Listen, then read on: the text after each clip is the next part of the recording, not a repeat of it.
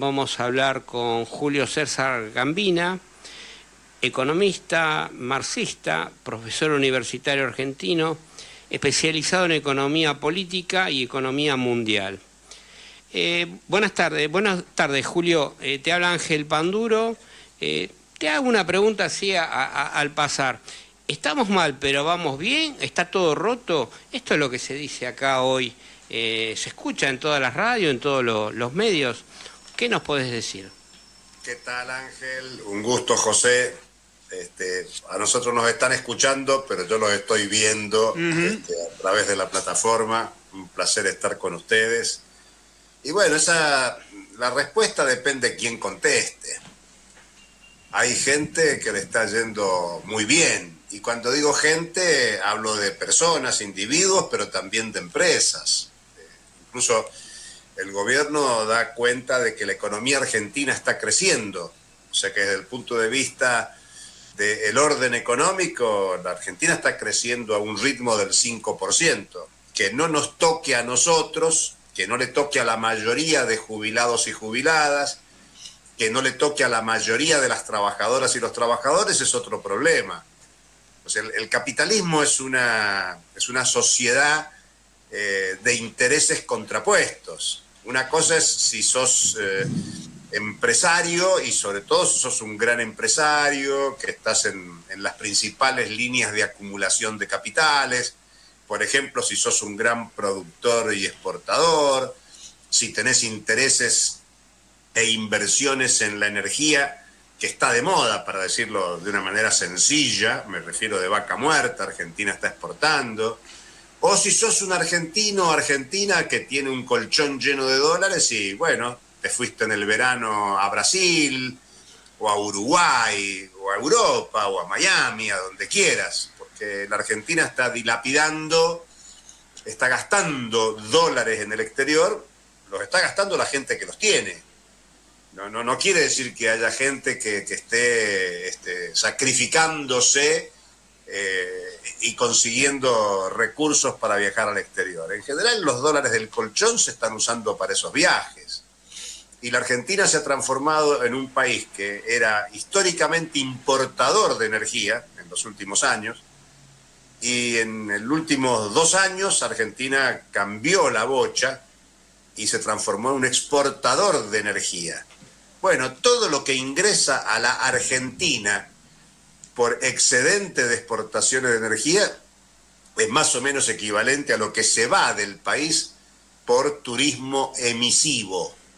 O sea que no hay posibilidad que esos dólares que entran a la Argentina porque se exporta energía queden como reservas internacionales, como recursos para que la Argentina encare proyectos económicos alternativos, generar una reserva internacional para lo que quieras, un plan de soberanía alimentaria, un plan de soberanía energética, un plan de viviendas populares. Bueno, los oyentes podrán imaginar lo que quieran. Yo me animo a decir que se podría hacer cualquier cosa, porque la Argentina tiene condiciones para eso. Claro, hay que tener poder político, y el poder político lo tienen esos sectores que fugan capitales. Por las dudas, fugar capitales es esto de transferir el dinero hacia afuera. El turismo emisivo es eso, es una forma de gastar los dólares que se generan por la actividad económica en la Argentina, gastarlos en Uruguay, gastarlos en Brasil, gastarlos en Paraguay, gastarlos en los países vecinos o en cualquier destino del mundo. Fugar capitales es pagar los intereses de la deuda. Y Argentina es un cumplidor estricto de la deuda. Dicen que la Argentina tiene fama de ser un país del default, un país defaulteador, un país que no paga la deuda. Bueno, es cierto que Argentina ha declarado varias veces el default de la deuda, pero es un tremendo pagador. Si no, no se imaginen que los acreedores nos estarían prestando dinero, sea el Fondo Monetario, sea el Banco Mundial o incluso... Ahí se congeló. Se colgó la red, esperamos que vuelva. Bueno, mientras vuelve, damos alguna otra información de Gambina. Ahora, si contesta uno de los beneficiados de este momento, por ejemplo, lo que se llama el sector financiero. Cuidado, no es solo los bancos. Ese es un error creer que son los bancos. Hola. Sí, estamos escuchando. No, porque acá me aparece un cartel que se ha perdido la conexión. Pero ya volvió. Bueno. Perfecto. Bueno. Digo, el sector financiero son las billeteras virtuales. Vieron que ahora, para muchos de nosotros que somos analfabetos digitales, es un problema, pero hoy se paga la verdulería, la carnicería, se paga todo. El billete papel no existe. Con el celular. Claro. Así que depende quién conteste si la economía anda bien o anda mal. Yo te diría que para la inmensa mayoría de la población argentina, y no solo estoy hablando de trabajadores y trabajadoras, o jubilados, jubiladas, sino incluso aquellos sectores empresarios que viven de la capacidad de compra que puedan tener la población que vive de ingresos fijos. Entonces hay una cantidad de pequeños y medianos sectores de la economía que también están galgueando porque no tienen a quién venderle. En la Argentina crece el consumo, sí, el consumo de autos, la compra de inmuebles, pero no necesariamente el consumo popular. Incluso se están cambiando las formas de consumo, casi que está el consumo diario. Tengo algo de dinero y bueno, voy y compro lo que voy a consumir en el día. Lo normal, en una época en que estábamos mejor para los sectores populares, vos podías hacer la compra semanal, quincenal, incluso mensual. Pero bueno, son las condiciones en que opera esto. Hay caída, no hay actualización contra la inflación de los salarios o las jubilaciones, y por lo tanto la mayoría de la población tiene limitaciones para la reproducción de la vida cotidiana. Te quería consultar. Sobre esto que hablas de la economía, pareciera la economía ser algo muy serio. No solo para el país, sino también para la gente. ¿Entra la gente dentro de lo que es, la economía? ¿Existe una economía social? ¿Alguien que piense por la gente y no por los números o la estabilidad de la balanza? ¿Cómo nos podrías describir esta situación? Mira, es un tema complejo porque se ha hecho complejo desde los medios de comunicación, incluso desde la academia, desde la propia escuela, donde parece que la economía es una cuestión de expertos, pero la economía hay que desmitificarla. Nosotros todos los días satisfacemos nuestras necesidades en el mercado, nos vestimos en el mercado, compramos alimentos en el mercado, tomamos transporte para movernos de un lado al otro en el mercado. Entonces, insisto en esto del mercado. ¿Pero qué es el mercado? Un lugar de compraventa. Nos manejamos en una sociedad monetario-mercantil, hay que tener dinero en el bolsillo. Yo los estoy mirando a ustedes y ahí rodeándolos a ustedes hay mesa, paredes, micrófonos, auriculares, todo eso se ha comprado en el mercado. Alguien fue con dinero y lo compró. No es que ustedes fabricaron sus propios auriculares, sus propios micrófonos. Nosotros no, la ropa que tenemos puesta en general no la hacemos nosotros. Puede ser que alguien diga, no, yo tengo un suéter que me lo tejió mi mamá, mi papá. Bueno, puede ser que tengas una bufanda tejida a mano, pero en general todo lo que usamos lo compramos en el mercado y para eso hace falta dinero. Y cuando estoy hablando de micrófonos, bufandas o gafas, es todo producto del trabajo humano. O sea, los seres humanos somos los generadores de los bienes y servicios. Aquí estamos nosotros generando un servicio de comunicación. Bueno, ese servicio de comunicación se compra y se vende. Hay una tendencia a la privatización de las comunicaciones fenomenal. La comunicación, que debiera ser un mecanismo social por excelencia, está privatizado. Entonces yo te diría, Ángel, la economía es social. No hay orden económico si no es con trabajadoras y trabajadores generando la riqueza que utiliza el conjunto de la población. vos ves pasar un auto de marca, ponerle la marca que vos quieras, un auto importado, el más caro que se vende en la Argentina es producto del trabajo humano. Pensá en el teléfono más caro que hay en el mercado, es producto del trabajo humano. Sin trabajo humano no hay riqueza, ni bienes ni servicios. Y por lo tanto la economía es social.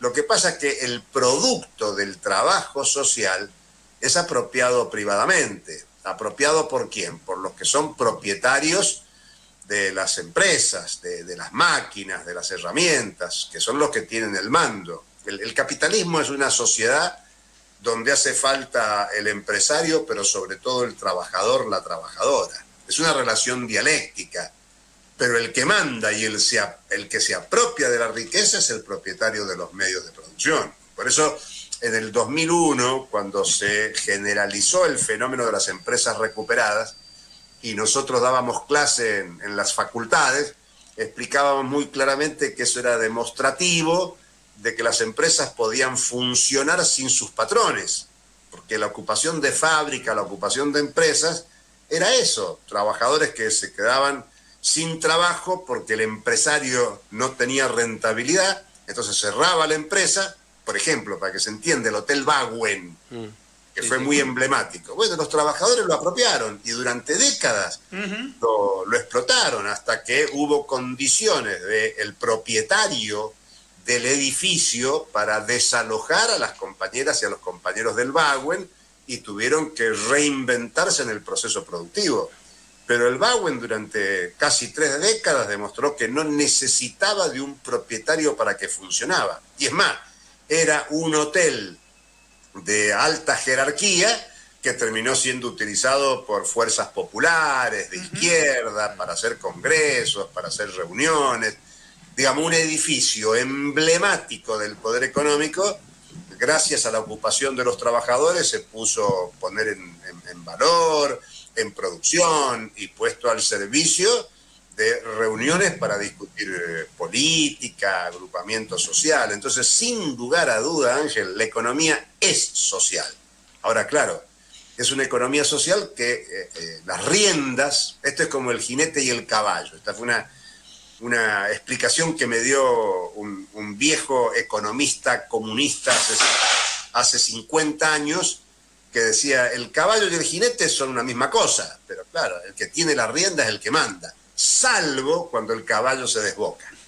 Cuando el caballo se desboca, entonces no hay jinete que pueda ni con rienda ni con espuela sostener al caballo. Por eso la economía es social y es muy importante que la sociedad se haga cargo de que todo lo que existe es producto del trabajo humano y por lo tanto los trabajadores tenemos derecho a apropiarnos del trabajo social. Ojo, estoy repitiendo mal y vulgarmente a Carlos Marx, ¿eh?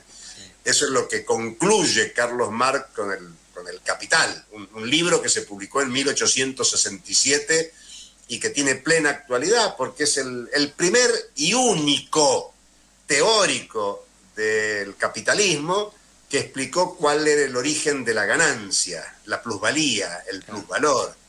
Entonces vivimos en una sociedad capitalista donde, claro, nos hablan en difícil en los medios de comunicación, en la escuela primaria, secundaria, universitaria, en vez de enseñarnos que el ser humano es el que genera toda la riqueza que existe en la sociedad y por lo tanto el ser humano tiene derecho a decidir sobre este tema. De paso me animo a decirte, Ángel, y para José, uno de los grandes problemas que ha tenido la experiencia del socialismo, sea en la Unión Soviética o en cualquier país que se llame socialista, es precisamente que la sociedad popular asuma el destino de la producción.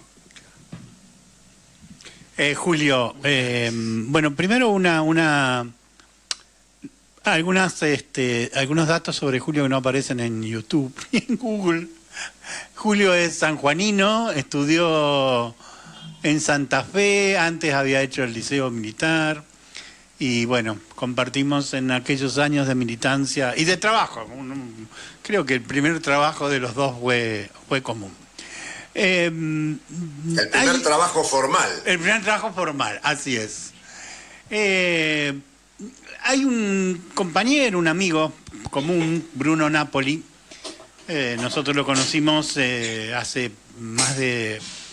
Bueno, cuando iniciamos la causa Sindar, que está pronto a sentencia, te cuento que la causa avanzó y la Fiscalía se apresta a pedir sentencia contra la empresa, no solo por sus crímenes particulares de entregar a los compañeros, sino por haber puesto el Estado cautivo, porque puso al Estado cautivo de sus proyectos económicos. Muy interesante, ¿no?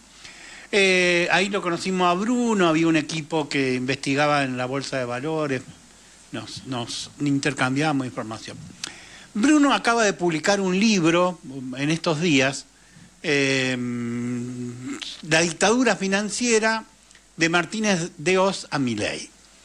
Entonces, el planteo básico de Bruno es que es cierto que el capitalismo existe hace mucho en la Argentina, pero hubo un momento de corte, que es la dictadura del 76, que es el momento en que se consolida el poder financiero y que de ese poder financiero no salimos. Pone un ejemplo muy elocuente, muy gráfico, que es el famoso decreto militar que estableció falsamente una ley de entidad financiera que no era ni debió ser nunca ley. Y yo insisto mucho en que esa continuidad jurídica de avalar decretos militares transformados en leyes es uno de los dramas de la sociedad argentina. En estos días, sobre ese poder financiero, hago como dos preguntas, ¿no? Hay muchísimos economistas, considero a los más o menos críticos, ¿no? Los otros no me interesa, que dicen que la ecuación de equilibrio monetario en la Argentina está al borde y que podría estallar el dólar, que podría haber una corrida. Como a vos y a mí nos han categorizado durante décadas como nos decían, catastrofistas, y hace rato que abandonamos eso, si alguna vez lo tuvimos. A mí me llama la atención que gente grande diga esto se cae, explota, se rompe todo. Bueno, te dejo las dos preguntas para que reflexiones. La de si compartís con Bruno que el momento del 76 es clave en el poder financiero, y si compartís con algunos de estos economistas que no hay que preocuparse mucho porque todo se va a la mierda, estalla y viene una corrida financiera que barrerá con Milei y algo más todavía. Mirá, respecto del estallido, es como lo que conté recién del jinete y el caballo. Si no se desboca el caballo, puede pasar cualquier cosa. Uh-huh. Ya hemos tenido en la Argentina década del 90, ¿no? Y hubo voto cuota, por ejemplo, se decía, para la reelección de Menem. Bueno, ahora está la serie de Menem dando que hablar y es interesante recuperarla. Vos sabés que nosotros con Daniel Campione escribimos un libro que se llamó Los años de Menem. Bueno, así como recién trataba de desmitificar en los temas económicos, que la economía es social, al mismo tiempo hay que pensar que es una relación dialéctica, contradictoria, conflictiva. Entonces el tema es, bueno, ¿qué hace el poder para mantener y reproducir el poder? ¿Y qué hace el contrapoder para restringir, limitar el poder de los poderosos y en todo caso cambiar el curso de la historia? Eso es lo que intentó hacer, si vos querés, la Revolución Rusa, la Revolución China, la Revolución Cubana. Digo intentaron, porque todavía es un proceso histórico que hay que verlo, ¿no? Ya sabemos cómo terminó la Unión Soviética, China está dando mucho que hablar, se discute mucho, Cuba está ahí en un proceso que podemos considerar en muchos aspectos heroico, pero con muchas dificultades, con muchos límites. Entonces, a mí yo me he peleado en el buen sentido con muchos amigos y compañeros que me decían, no, Milei no, ni puede llegar a asumir. después te decían, no llega a fin de mes, no llega a Semana Santa, no llega a mitad de año, no llega al año. Bueno, ya está discutiendo si va a ser presidente por 2 periodos. Yo no sé si lo va a lograr, eso tiene que ver con nosotros. Claro, también con nosotros, no solo con nosotros, porque vos lo que ves es que hay una disputa en el ámbito de la derecha y del poder a ver quién decide. Entonces esa es la primera cuestión. Eso es un debate. Yo siempre me presento como profesor de economía política y cuando puedo explicar, explico que más que defender la economía política, hago la crítica de la economía política, que es lo que hizo Marx. Porque la economía política es la disciplina por excelencia del capitalismo. Y si uno es crítico del capitalismo, es crítico de la teoría que explica la necesidad y funcionamiento del capitalismo. Entonces es una cuestión política, es la sociedad la que define.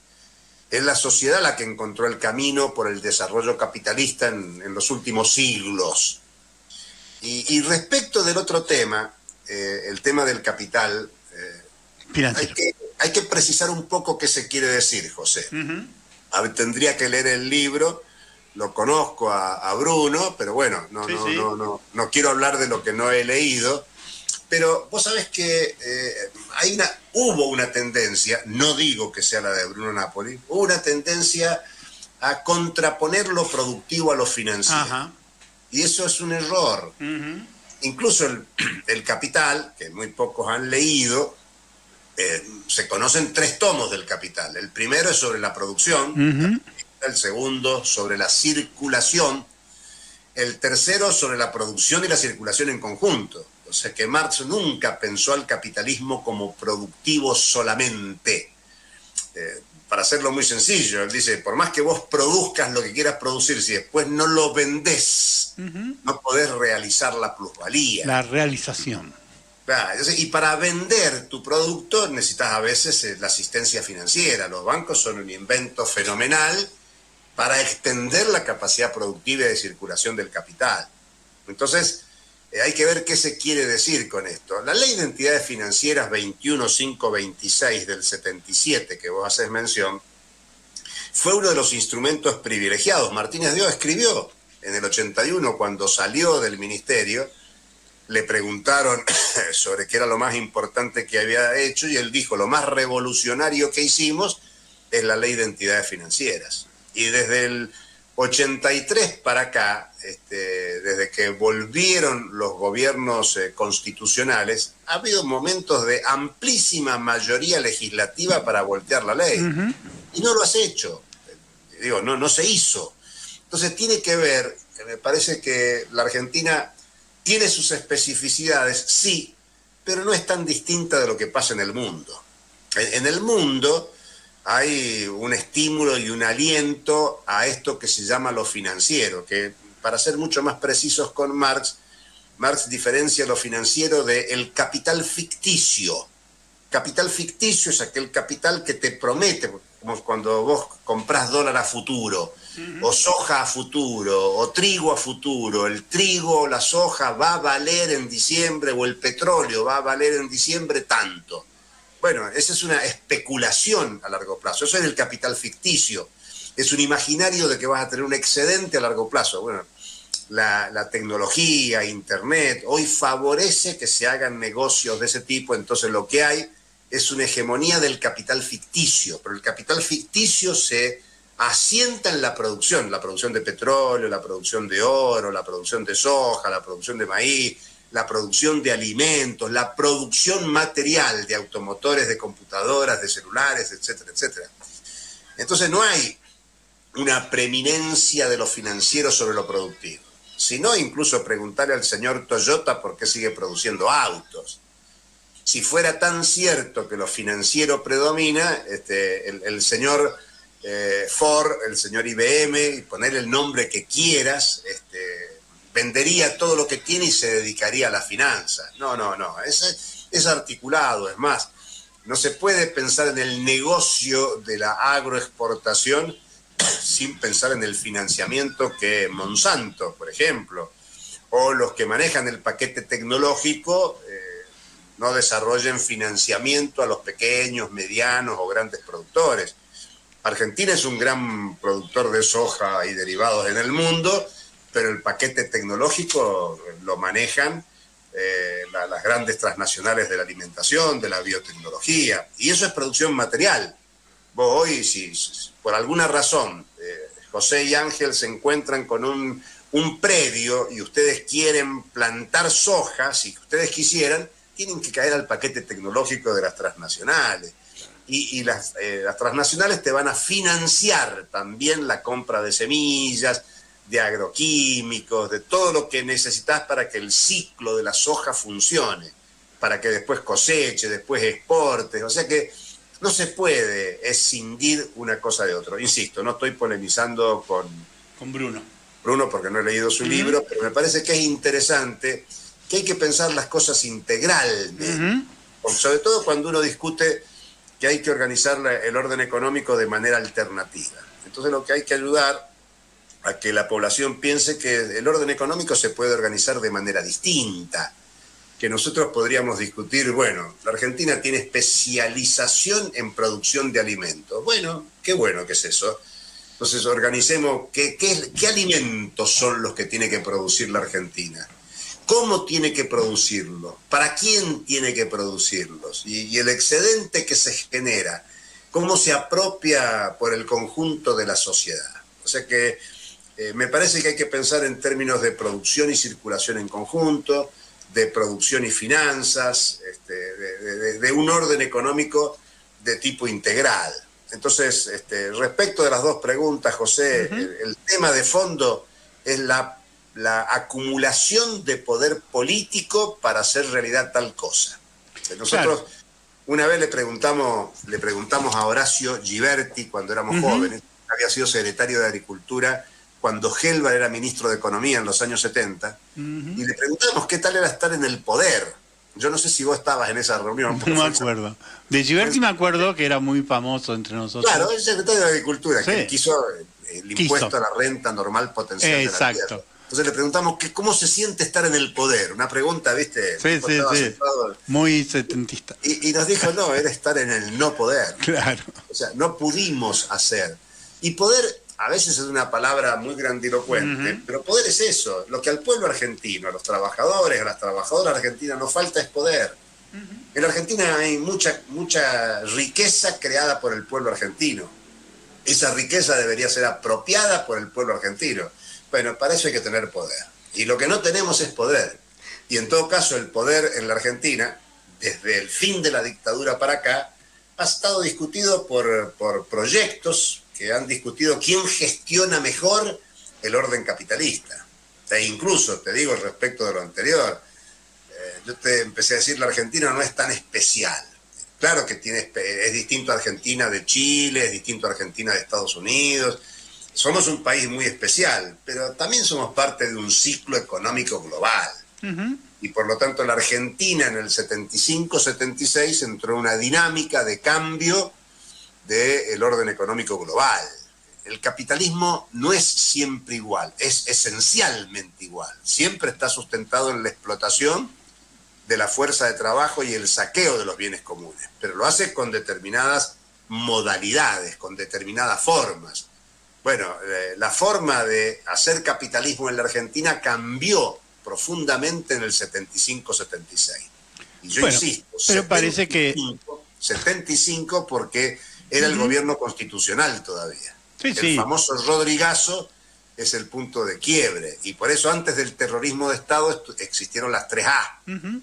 Entonces no es solo la dictadura genocida, también bajo régimen constitucional, en ese momento orientación del peronismo y complicidad radical de los partidos mayoritarios, también funcionaron anticipando lo que luego iba a ser el terrorismo de Estado.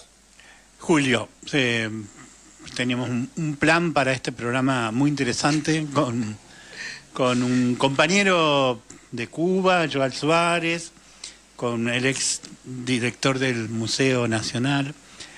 Vamos a dejar para la próxima entrevista una pregunta que me surgió ahora, pero no la contestes, la dejamos picando. No sé si te enteraste, supongo que sí, que se ha constituido una alianza Frente Patria en la provincia de Buenos Aires, y uno de sus principales referentes, Sergio Massa, dice que su proyecto es productivista. Entonces, me gustaría que Massa, que fue el último ministro de Economía, pero nada, por supuesto que Massa, como todos, tiene derecho a hacer política y a hacer propuestas. Lo lamentable es que hay muchos que no piensan, iba a decir no piensan mucho, que no piensan, porque volver a repetir las mismas promesas, como decía Albert Einstein, posiblemente traiga los mismos resultados. Pero bueno, te agradecemos muchísimo. Esto pretende ser un programa formativo y creo que en esta parte lo hemos logrado. Algo que no dijimos, que tampoco aparece mucho en YouTube, Julio con Osvaldo Bayer y con Atilio Borón, en colaboración con el Instituto Espacio para la Memoria, escribió posiblemente el mejor texto sobre los orígenes del genocidio del 75-76. Está en línea, se puede conseguir, lo recomiendo siempre y es realmente muy útil para entender lo que pasa en la Argentina. Un abrazo, Julio. Un abrazo, Abrazo para ustedes, gracias por llamar y a disposición. Gracias, Julio. Acabamos de cerrar una entrevista con Julio César Gambina, economista, profesor universitario argentino.